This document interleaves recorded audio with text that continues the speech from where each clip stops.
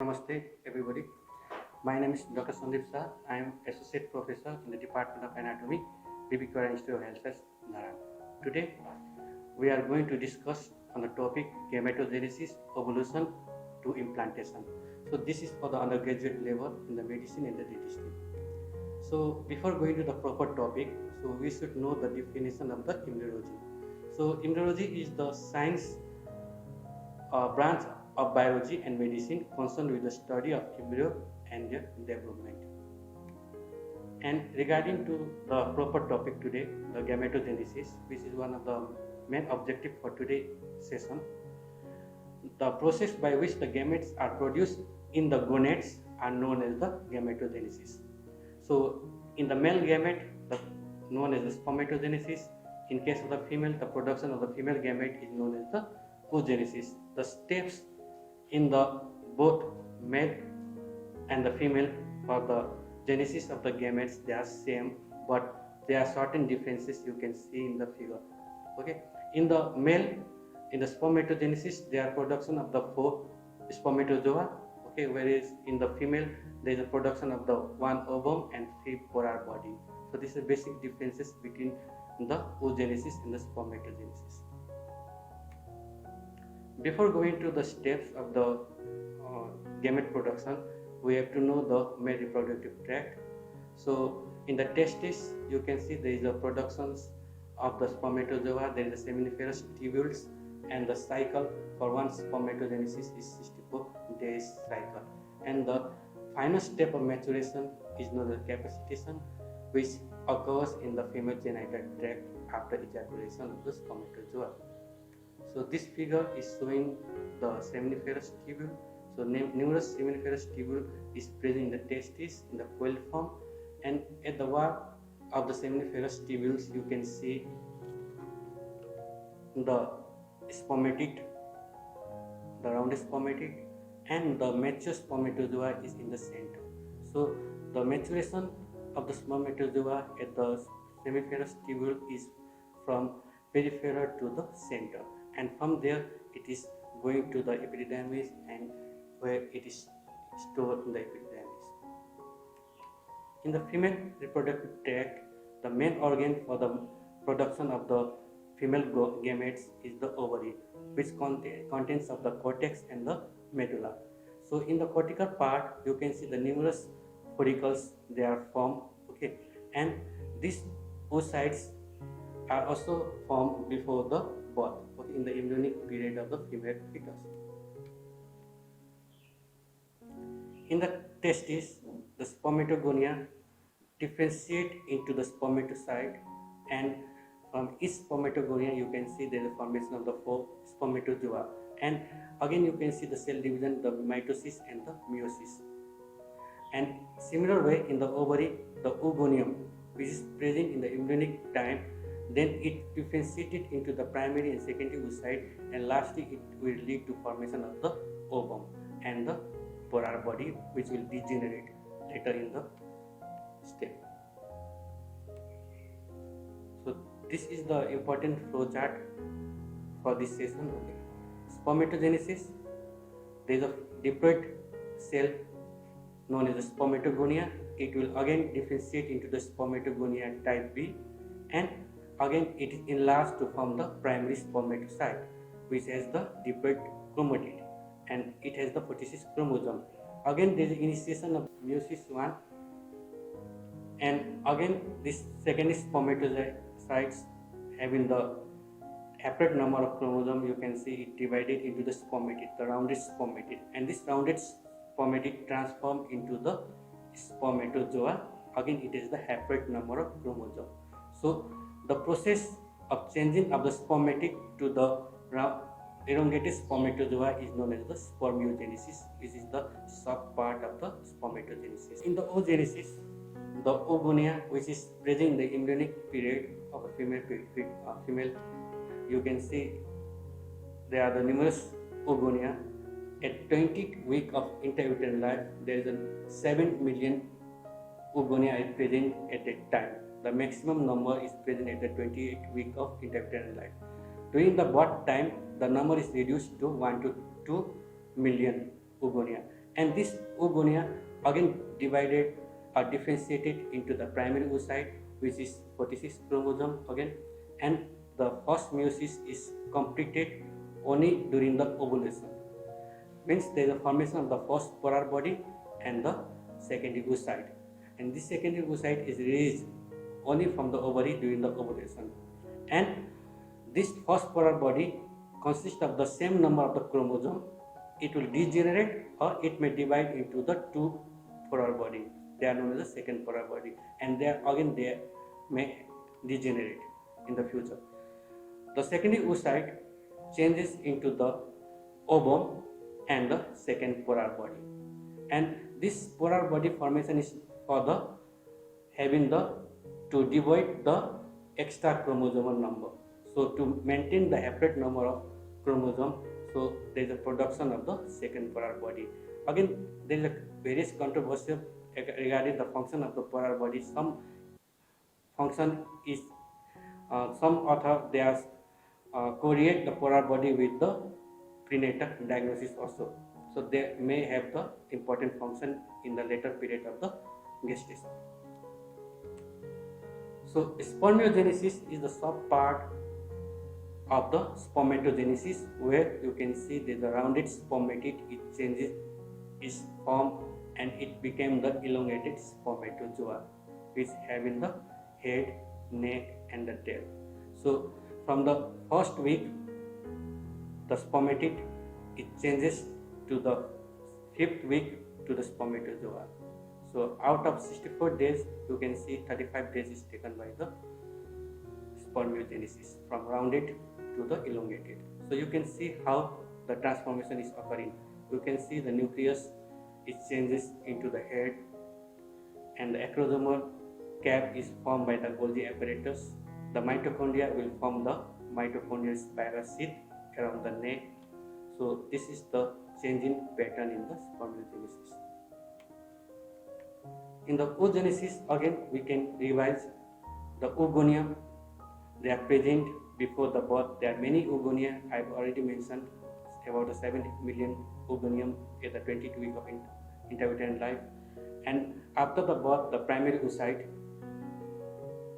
is ovulated and it will form the secondary oocyte, which is during the ovulation, and there is a formation of the first polar body. And second polar body is only released when there is a fertilization with the spermatozoa. So this is a very important question we ask. The first polar body is released when there is a ovulation, and second polar body is released when there is a fertilization of the ovum and the spermatozoa. There is a follicle. This follicle is the term known as the combined term known as the oocyte plus follicular cell. These follicular cells, they arises from the sex cord which is surrounding the oocytes.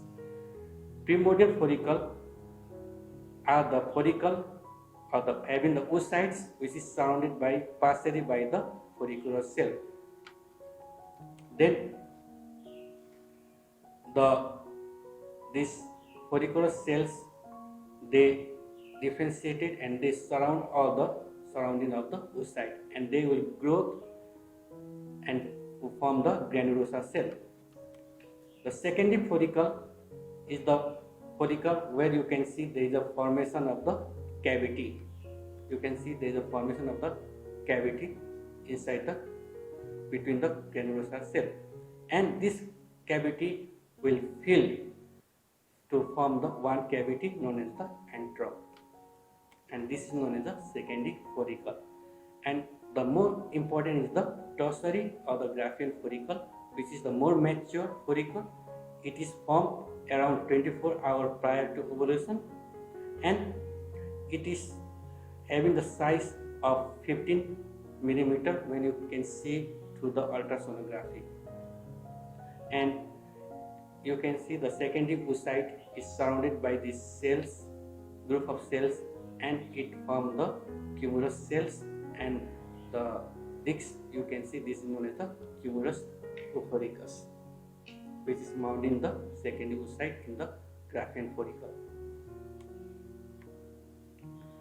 Primary follicle formed by the primordial follicle, then primary follicle surrounded by the follicular cells, then the follicle will grow in size, there is a formation of the cavity, and you can see the secondary oocyte is released during the ovulation along with the polar body, and these follicular cells they ruptured, and sometime they change into the corpus luteum of menstruation, or it may change into the corpus luteum of the pregnancy.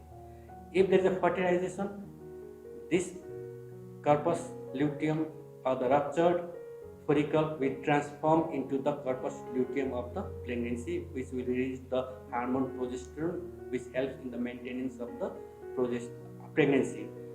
If there is no fertilization, then this ruptured follicle will change into the corpus luteum, and this corpus luteum will degenerate to form the corpus albicans. So this is the fate of the follicle, means how the follicle is changed from the primordial follicle to the corpus luteum or degenerate into the corpus albicans.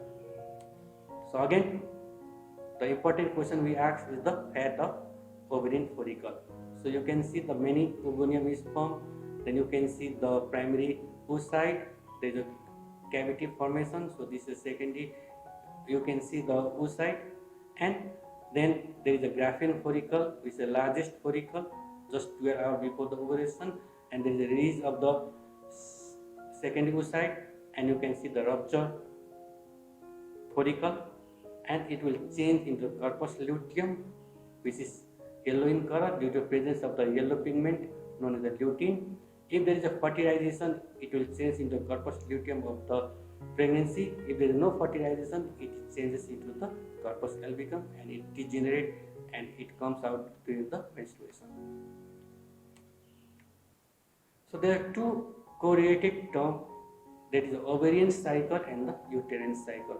The ovarian cycle is the stage or the cycle which is occurring in the ovary during the development of the follicle.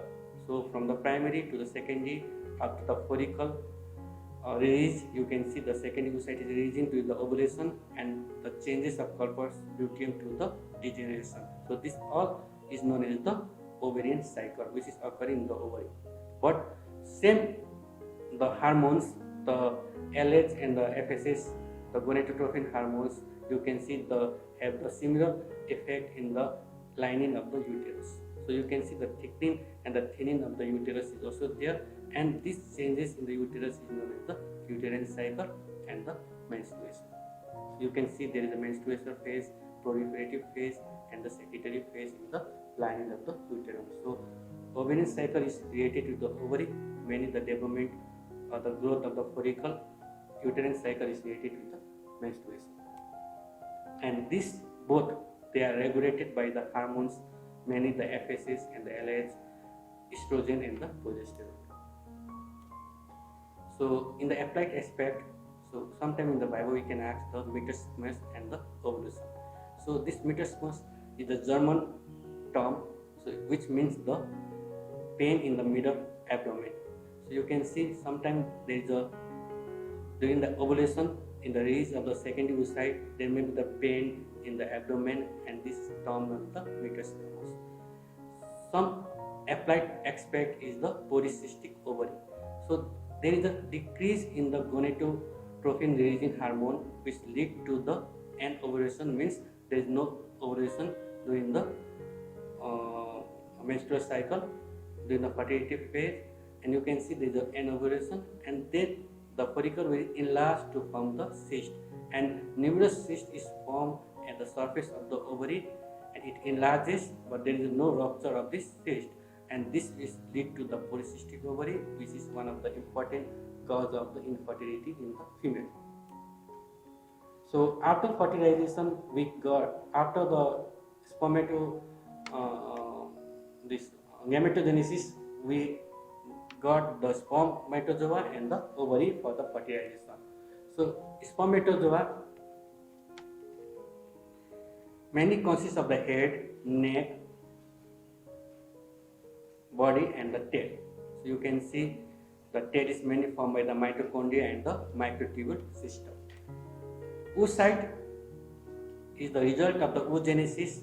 You can see the nucleus, you can see the zona pellucida, which is very important membrane made by the glycoprotein, and this is the important function during the fertilization. And you can see the cells which is surrounding the oocyte. This is known as the follicular cells of corona radiata, or the corona radiata in simple way. So this is a corona radiata, this is the nucleus, and this is the zona pellucida.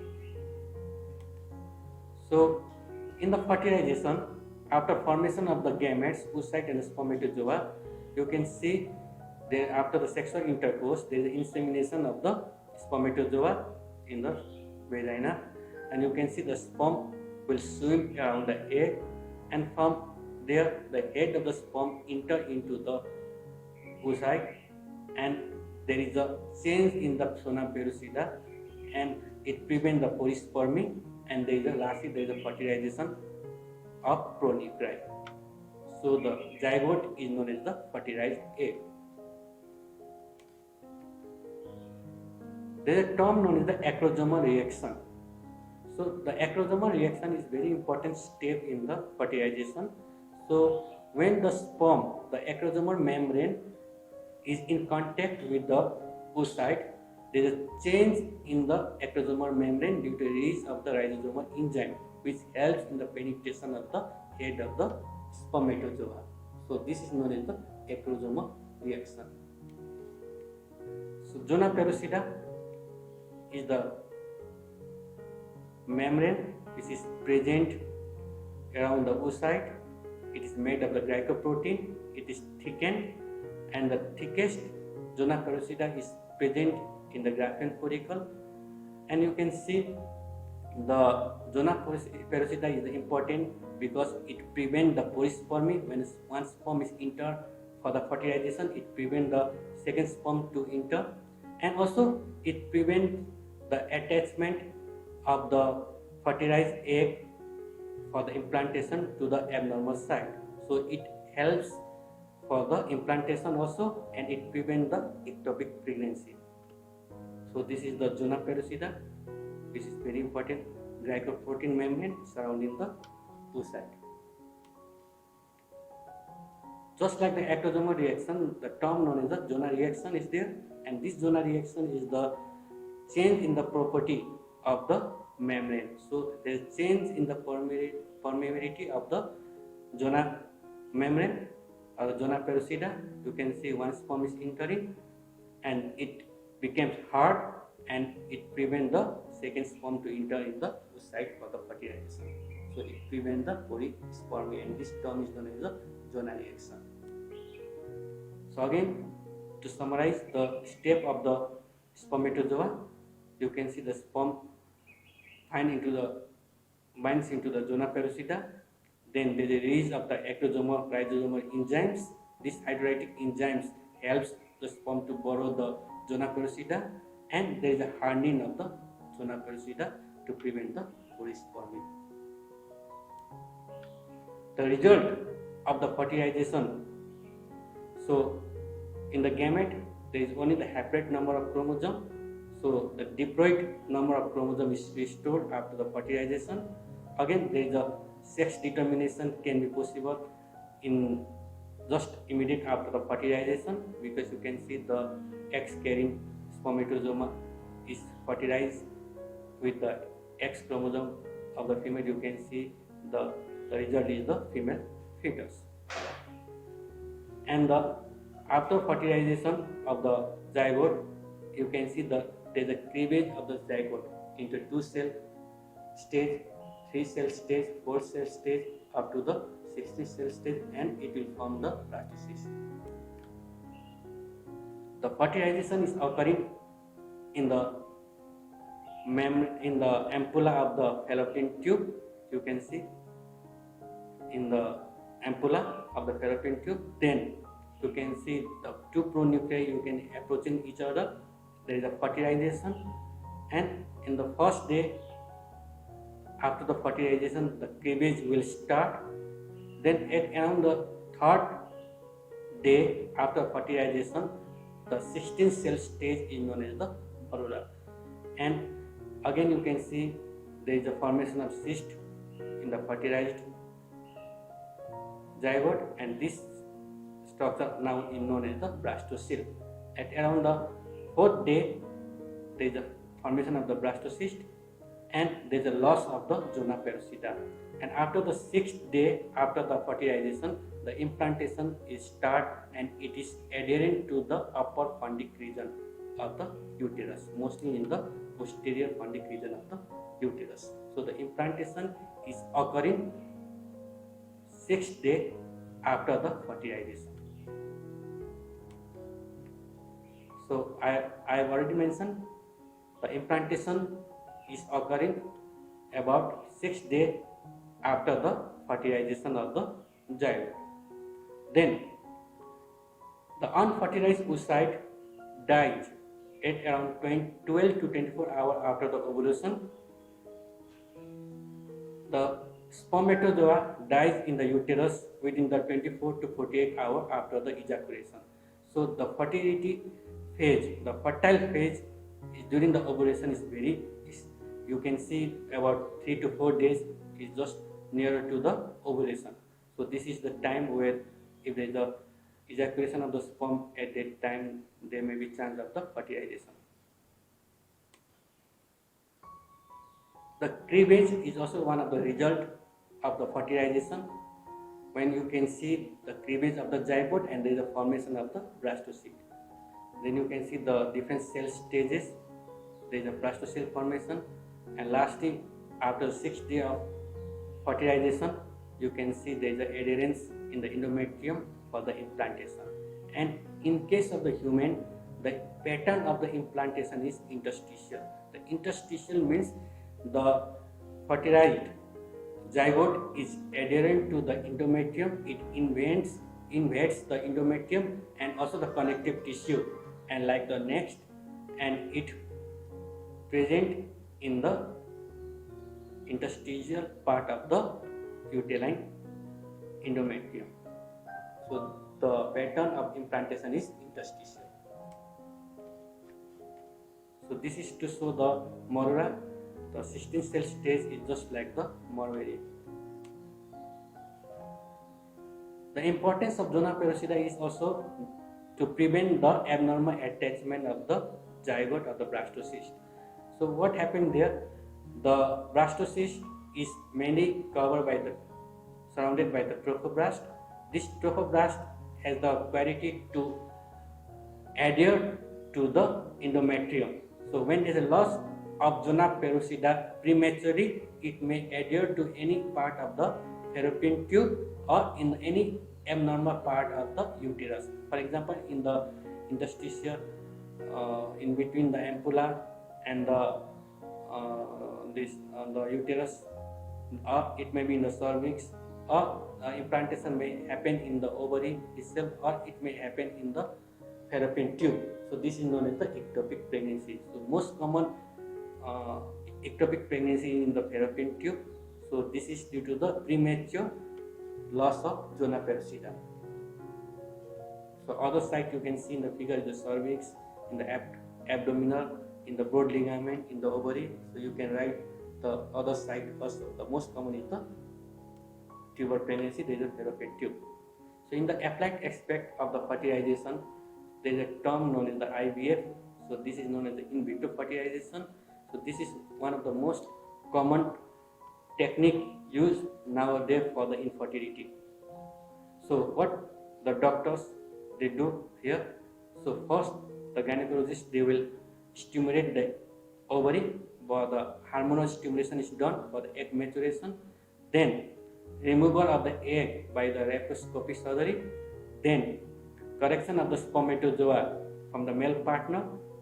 So again there is a various technique to correct the most active sperm. Then in vitro fertilization is done under the microscope. Then we have to see the early cleavage in vitro, means under the microscope. Then in the 7th step is the again about 2 to 3 embryos when we check other quality and the other things, okay, you can inject or we can implant to the uterus through the injection, and the extra embryo can be freezed for the next cycle if there is a failure of the IVF in the first cycle. So the frozen embryo can be used in the second cycle. So in vitro fertilization is very important technique nowadays for the to obtain the artificial pregnancy. So when there are various technique alternative to the in vitro fertilization also. So the most important nowadays is the ICSI, ICSHI. Means ICSI is mainly important for the male infertility, where the full form of the ICSI is the intracytoplasmic sperm injection. So you can see in the figure how the spermatozoa is corrected. The most fertile spermatozoa is corrected through the micropipette. Then it is injected in the ovum. After the injection, the micropipette is withdrawn, and this fertilized is now is ready for the cleavage. And you can see one day after the fertilization, the cleavage is initiated. So in this figure, the second figure, you can see at 6 o'clock position there is the polar body. So this is the first polar body.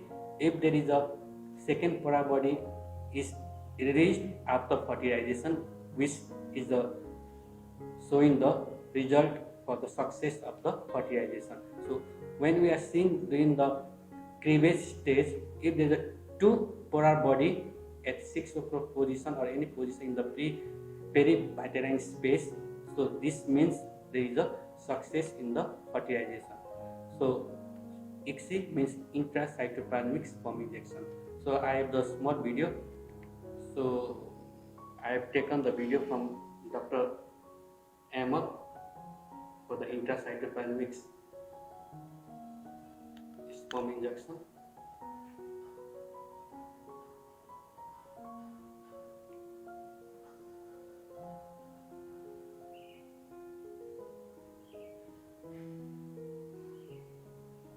So it is very important for the male infertility.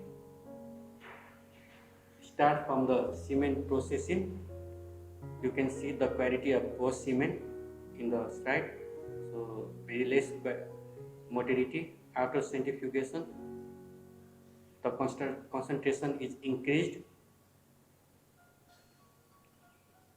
Then the best quality sperm is selected by the swim up technique. You can see how the motility is improved.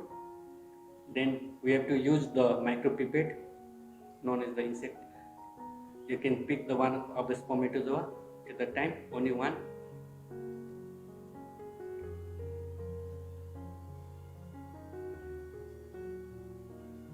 Then you have to put the spermatozoa in the PPP medium for slow down. So you can see the slowing down of movement. Then a single sperm is carried.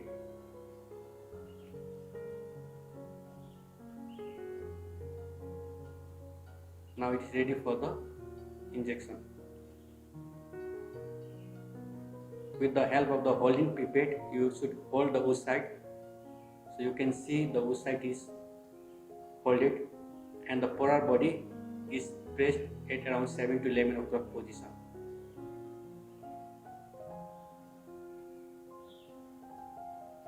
You can see this is the polar body.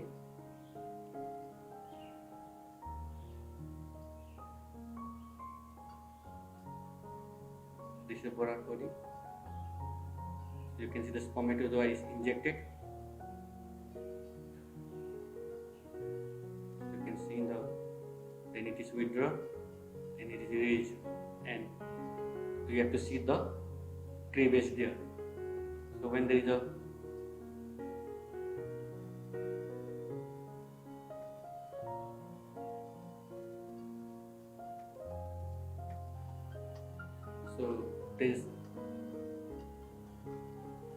you can see the two polar body, which means the success of the fertilization. So you can see the diffusion of the two pronucleus and the cleavage will start.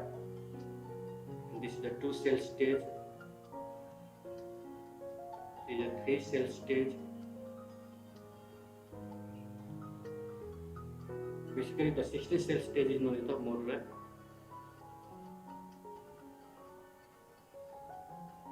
This is the blastomere.